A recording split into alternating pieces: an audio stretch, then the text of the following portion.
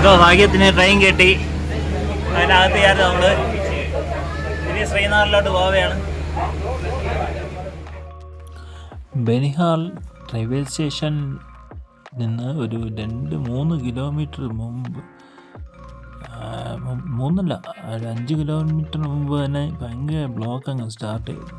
വല്ലച്ചാതി ഒരു കുറച്ച് ദൂരമൊക്കെ എത്തി. അതിനുശേഷം പിന്നെന്തുവാ പിന്നെ ഒരു 2 കിലോമീറ്റർ 3 കിലോമീറ്റർ ആയപ്പോഴത്തേക്ക് നമ്മളവിടെ നിന്ന് ഇറങ്ങി നടന്ന്, അതായത് 6 മണിക്കാണ് ലാസ്റ്റ് ട്രെയിൻ. ഈ ട്രെയിന് 6 മണിക്കുള്ള ലാസ്റ്റ് ട്രെയിനാണ്. അപ്പം ഈ ട്രെയിനും പോയി കഴിഞ്ഞാൽ പിന്നെ വല്ല ക്യാബോ ട്രക്കോ ടാക്സിയോ അങ്ങനെ വേറെ എന്തെങ്കിലും മാർഗം സ്വീകരിക്കേണ്ടി വരും. ബസ്സും നോക്കാം, പക്ഷെ ബസ്സിൻ്റെ സമയം നമ്മൾ എപ്പോൾ എത്തുമെന്നും പറയാനൊന്നും പറ്റില്ല. അപ്പം അങ്ങനെ എന്തോ ആവട്ടെ വെച്ച് ഞാനും 2 ഭായിമാരും നടന്ന് പെട്ടെന്ന് 6 മണിയായി സ്റ്റേഷനിലെത്താൻ. പെട്ടെന്ന് ഓടിപ്പോയി ടിക്കറ്റ് എടുത്ത്. ഭാഗ്യത്തിന് ട്രെയിൻ നിൽപ്പുണ്ടായിരുന്നു. ഓടിപ്പോയി ടിക്കറ്റ് എടുത്ത് ഞങ്ങൾ ഓടിപ്പോയാണ് ഈ കയറിയത്. അത് കയറിയപ്പോഴത്തേക്കും വേറെ ലുക്ക്. നമ്മൾ യൂഷ്വൽ ഒരു റെയിൽവേ സ്റ്റേഷൻ പോലെ അല്ല ഈ റെയിൽവേ സ്റ്റേഷൻ. ബനിഹാളിലെ റെയിൽവേ സ്റ്റേഷൻ. ബനിഹാൾ എന്ന് പറയുന്നത് കാശ്മീരിലെ ഒരു കാശ്മീരുമായിട്ട് ബന്ധപ്പെട്ട് കിടക്കുന്ന സ്ഥലമാണ്. ഇപ്പം റാംബൻ എന്ന് പറയുന്ന സ്ഥലം വന്നിട്ട് ജമ്മുവിനും, ബനിഹാൽ എന്ന് പറയുന്ന സ്ഥലം വന്നിട്ട് കാശ്മീരിനുള്ളതാണ്. അതായത് ശ്രീനഗർ ഇതെല്ലാം കൂടി ചേർന്നിട്ടാണ് കാശ്മീർ എന്ന് പറയുന്നത്. നമ്മൾ കാശ്മീരിനുള്ളതാണ്. ബനിഹാൽ കാശ്മീരിൻ്റെ ഭാഗമാണ്. അപ്പം അവിടെ നമ്മൾ അങ്ങോട്ടുള്ള ശ്രീനഗർ വരെയുള്ള യാത്ര എന്ന് പറഞ്ഞു കഴിഞ്ഞാൽ നമ്മൾ ഈ ഹിമാലയമെല്ലാം കണ്ട്, ദൂരെ നിന്ന് ഹിമാലയെല്ലാം കണ്ട് ഒരു സൂപ്പർ, നമ്മളൊരു ചെറിയൊരു സ്വിറ്റ്സർലാൻഡ് എന്ന് പറയും, അങ്ങനത്തെ ഒരു യാത്രയാണ്. ഈ ഒരു ട്രെയിൻ യാത്ര ഇവിടെ വരുന്ന ആരായാലും മിസ് ചെയ്യാനേ പാടില്ല. നിങ്ങൾ ഫ്ലൈറ്റിൽ വരുന്നവരാണെങ്കിലും ട്രെയിനിൽ വരുന്നവരാണെങ്കിലും ആരും ആയിക്കോട്ടെ, ഈ ട്രെയിൻ യാത്ര മിസ്സേ ചെയ്യാൻ പാടില്ല. എന്നാൽ അമ്മാതിരി കാഴ്ചകളാണ് കാണാൻ കിടക്കുന്നത്. നമുക്ക് ഈ ട്രെയിൻ കണ്ടു കഴിഞ്ഞാൽ ഒരു പഴയ ട്രെയിനാണ്. അത് വേറെ നമുക്ക് ഫോൺ ചാർജ് ചെയ്യണം എന്ന് നോക്കിയാൽ പോലും പവറൊന്നും കാണത്തില്ല. ഇത്തിരി കണ്ടു കഴിഞ്ഞാൽ ഒരു പഴയ ഒരു ടോയ് ട്രെയിൻ പോലെയൊക്കെ ഇരിക്കും. ഫുൾ ഗ്ലാസ് കൊണ്ട് ഫുൾ കവേർഡ് ആയിട്ടുള്ള ഒരു ട്രെയിനാണ്. ഒരു വലിയ തിരക്കൊന്നുമില്ല ട്രെയിനിൽ. ടിക്കറ്റ് ആണെങ്കിൽ വെറും 20 രൂപയേ ഉള്ളൂ ടിക്കറ്റ്. അപ്പോൾ ബനിഹാളോട്ട് ശ്രീനഗർ വരുന്നുണ്ടെങ്കിൽ എങ്ങനെ വയ്ക്കില്ല 88 കിലോമീറ്റർ ഉണ്ട് ദൂരം. അപ്പം റോഡ് സൈഡ് ആണെങ്കിൽ നമ്മൾ ട്രെയിനിൽ പോവുകയാണെങ്കിൽ നമ്മളിപ്പോൾ 1.5 മണിക്കൂർ 2 മണിക്കൂറിനകം എത്തും. പക്ഷേ ഇതൊരിക്കലും മിസ് ചെയ്യാൻ പാടില്ല. ഇതൊരു കുറേ കഴിയുമ്പോഴത്തേക്ക് ഒരു ടണലിലൂടെ പോകുന്നുണ്ട്. ഏകദേശം ആ ഒരു ടണലിലൂടെ തന്നെ ഏകദേശം ഒരു അരമണിക്കൂർ ആ ടണലിലൂടെയാണ് പോകുന്നത്. ഒരു അരമണിക്കൂറെങ്കിലും മിസ് ചെയ്യാൻ പാടില്ല, ഒരിക്കലും മിസ് ചെയ്യാൻ പാടില്ല.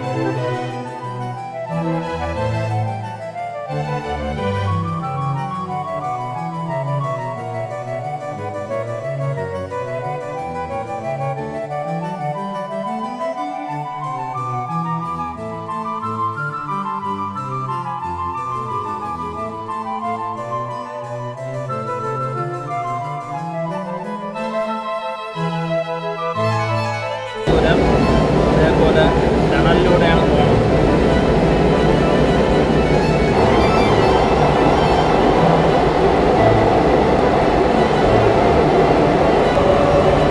കുറേ ദൂരം ടണലിലോട്ടാണ് പോകുന്നത്. അതുകൊണ്ട് ഞാൻ കുറേ നേരം ബസ് ചെയ്താണ് വെച്ചിരിക്കുന്നത്. സീനറി വരുമ്പോൾ വയ്ക്കാൻ അതിൽ കണ്ടിട്ട് കാര്യമില്ല, മൊത്തം വെള്ള കളറിലല്ലേ ഇരിക്കും.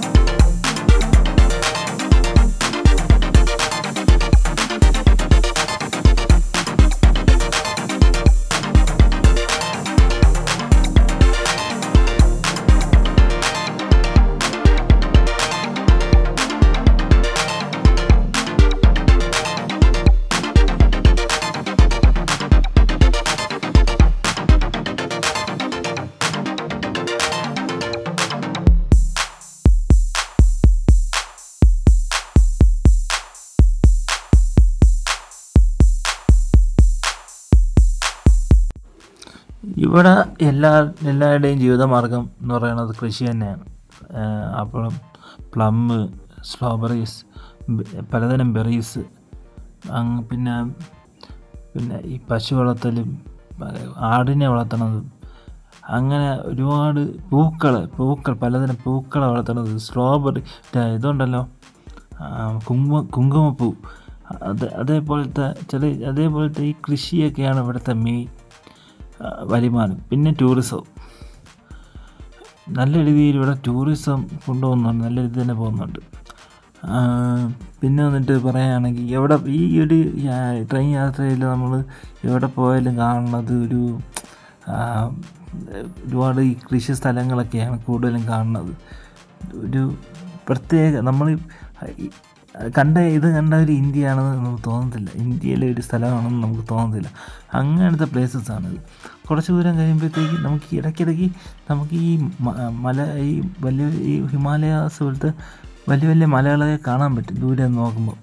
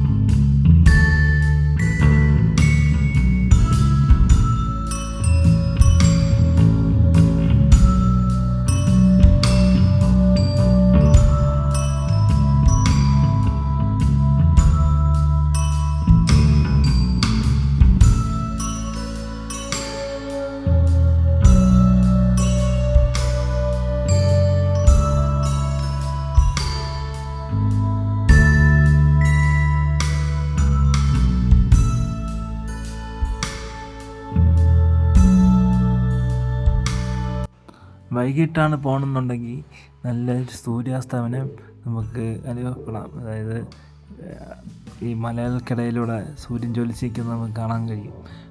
പോലെ തന്നെ ഇവിടെ എന്ന് പറഞ്ഞു കഴിഞ്ഞാൽ ഇപ്പം വൈകിട്ട് ഒരു വൈബാണെങ്കിൽ മോർണിംഗ് വേറെ വൈബാണ്. പിന്നെ ഇവിടെ തണുപ്പ് ഒരു 15 ഡിഗ്രി സെൽഷ്യസേ ഉള്ളൂ. ഇന്നേ ദിവസം ഞാൻ ജമ്മുവിലാണെങ്കിൽ 36 ഡിഗ്രി സെൽഷ്യസ് ഉണ്ടായിരുന്നു ചൂട്. അത് പിന്നെ ബനിഹാളെത്തിയപ്പോഴത്തേക്കും 22 സെൽഷ്യസായി. പിന്നെ പോരാത്തതിന് പൊടിക്കാറ്റുണ്ടായിരുന്നു ബനിഹാളെത്തിയപ്പം. നല്ലൊരു കാഴ്ചയാണ്. പിന്നെ പോരാത്തതിന് ഇപ്പം ഇവിടെയൊക്കെ പുതിയ പാളത്തിൻ്റെ പണിയൊക്കെ നടന്നുകൊണ്ടിരിക്കുകയാണ്. പിന്നെ എൻ്റെ കൂടെ വന്ന 2 ഭായിമാർ ഈ ആനന്ദ്നാഗും ഒരു അവന്തിപുര എന്നുള്ള സ്ഥലത്താണ് ഇറങ്ങാൻ പോകുന്നത്. അത് ശ്രീനഗർ എന്ന് പറയുന്നത് ഇവിടുത്തെ ലാസ്റ്റ് സ്റ്റേഷനാണ് ശ്രീനഗർ എന്ന് പറയുന്നത്.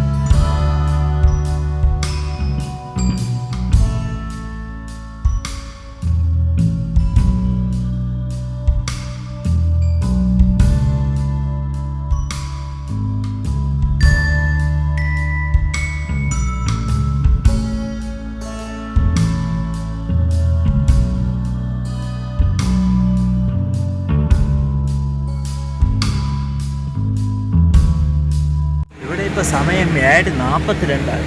ഇതുവരെ ഇവിടെ ഇരുട്ടിയിട്ടില്ല. ഇവിടെ ഇപ്പോഴും വെട്ടമൊക്കെ കൊണ്ട് സൂര്യൻ ഇതുവരെ നേരെ അസ്തമിച്ചിട്ടില്ല. ഇപ്പോഴും വെട്ടമുണ്ട്.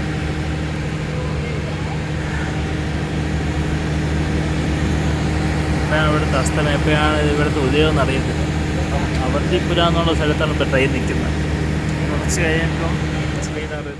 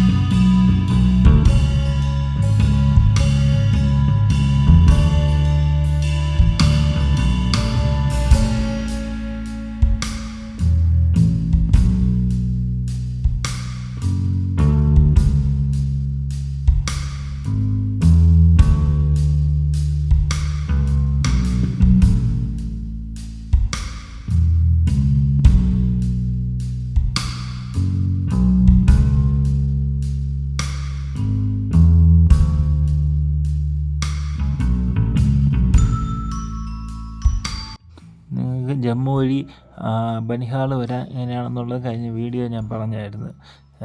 ജമ്മുവിൽ വരുന്നവർ മാസ്ക് എന്തായാലും വെക്കണം. അമ്മാതിരി പൊടിയാണ്. പിന്നെ ഇവിടെയൊന്നും കുഴപ്പമില്ല. ഇവിടെയൊന്നും അങ്ങനെ പൊടി അങ്ങനെയൊന്നുമില്ല. ഇച്ചിരി തണുപ്പ് മാത്രമേ ഉള്ളൂ. പിന്നെ പലരും പറയണത് വരേണ്ടത് ആ സീസൺ സമയത്ത് വരുമ്പോഴത്തേക്ക് ഇവിടുത്തെ ലുക്ക് വേറെയാണെന്നാണ് ഞാൻ പറഞ്ഞറിഞ്ഞത്. ഒരുപാട് ആളുകൾ എൻ്റെ അടുത്ത് ഒരുപാട് കാര്യങ്ങൾ പറഞ്ഞിട്ടുണ്ട് ഇവിടെ സ്ഥലങ്ങളെ പറ്റിയൊക്കെ.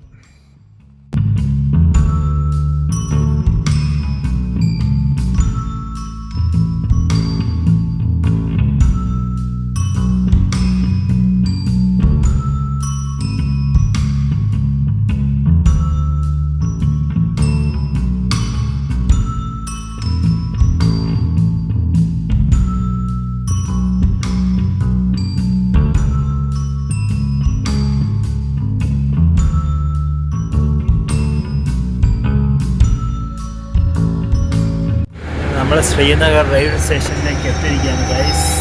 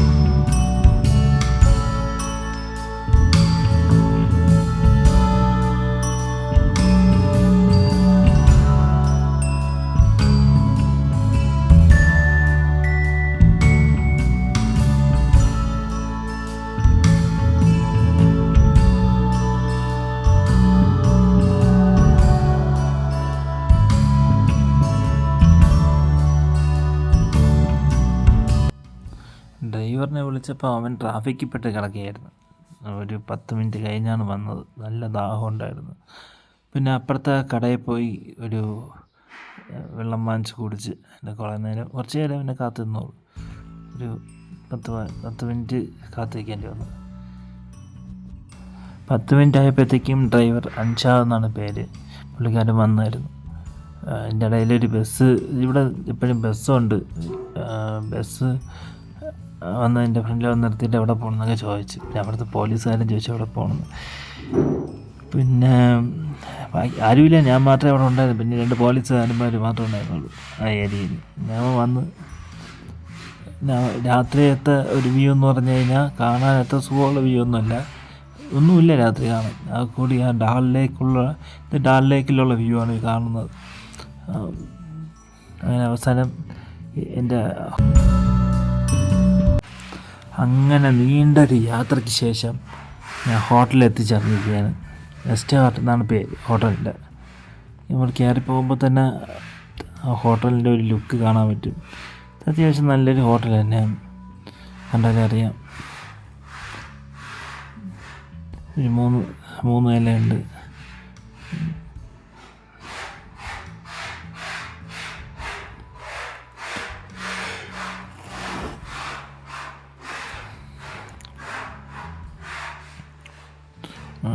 ഇവിടുത്തെ സ്റ്റാഫൊക്കെ നല്ല മനുഷ്യർ തന്നെ. നമ്മളത് നല്ലൊരു പെരുമാറ്റമാണ് എല്ലാ കാര്യത്തിനും. പിന്നെ നമ്മൾ കയറി വരുമ്പോൾ തന്നെ കാണാൻ നല്ല രസമുണ്ട്. ഫർണിച്ചറും പടിയൊക്കെ സെറ്റ് ചെയ്ത് വെച്ചിരിക്കുന്നത്, മാറ്റ് വിരിച്ച് വയ്ക്കുന്നതെല്ലാം കാണാനൊരു പ്രത്യേകതയുണ്ട്. പിന്നെ എൻ്റെ റൂം 106 റൂം, പുതിയ റൂമാണ്. ഞാനാണ് ഉദ്ഘാടനം റൂമിൻ്റെ. അത്യാവശ്യം നല്ല റൂമാണ്. ഞാൻ നോക്കിയപ്പോൾ ഹീറ്ററില്ല. പിന്നെ ഹീറ്റർ കൊണ്ടുവരാമെന്ന് പറഞ്ഞു. പുറത്ത് ഉള്ള കാഴ്ച വലിയ സുഖമല്ല, എന്നാലും മലയൊന്നും കാണാൻ പറ്റില്ല. കുറച്ച് ചെടി മാത്രം തൂങ്ങി വയ്ക്കാൻ മാത്രമേ ഉള്ളൂ ഇവിടെ. അധികം കാണാനായിട്ടൊന്നുമില്ല. പിന്നെ ബാത്റൂം കാണിച്ചു തന്നു. ബാത്റൂമിൽ പക്ഷേ ഹീറ്റർ ഓണല്ലായിരുന്നു ബാത്റൂമിൽ. അപ്പോൾ ചൂടുവെള്ളമാണല്ലോ എനിക്ക് കുളിക്കാൻ അത്യാവശ്യം കുളിക്കണമായിരുന്നു. 3 ദിവസമായി കുളിച്ചിട്ട്. ചൂടുവെള്ളം വേണ്ട സാധനമുണ്ടല്ലോ, അത് ഓണാക്കാൻ മറന്നുപോയി. അതുകൊണ്ട് എനിക്ക് കവ എന്ന് പറഞ്ഞ സാധനം കോംപ്ലിമെൻ്റ് ചെയ്തിട്ട് തരാൻ മതി. ഇവിടുത്തെ ഒരു പാനീയമാണ് കവ. അത് ട്രൈ ചെയ്യണം എനിക്ക്, അല്ലെങ്കിൽ അത് എനിക്ക് തരാമെന്ന് പറഞ്ഞിട്ടുണ്ട്. പിന്നെന്തോന്നും ആദ്യം സെറ്റാവട്ടെ, അത് കഴിഞ്ഞിട്ട് ഡിന്നർ കഴിക്കാൻ പോകണം. ഇതാണ് കവ എന്ന് പറയേണ്ട സാധനം. ഇതിൽ ബദാമും കുറച്ച് വാൽനട്ടും പൊടിച്ച് വെച്ചിട്ടുണ്ട്. പിന്നെ ഒരു തേയില വെള്ളം പോലത്തെ ഐറ്റംസ്, ചായപ്പൊടിയൊക്കെയാണ് ഇട്ടിരിക്കുന്നത്. ചായപ്പൊടി പോലത്തെ ഐറ്റംസൊക്കെ ഇട്ടിട്ടുണ്ട്. ഒരു പ്രത്യേക മണമാണ്, പ്രത്യേക മണവും പ്രത്യേക ടേസ്റ്റുമാണ് കവ.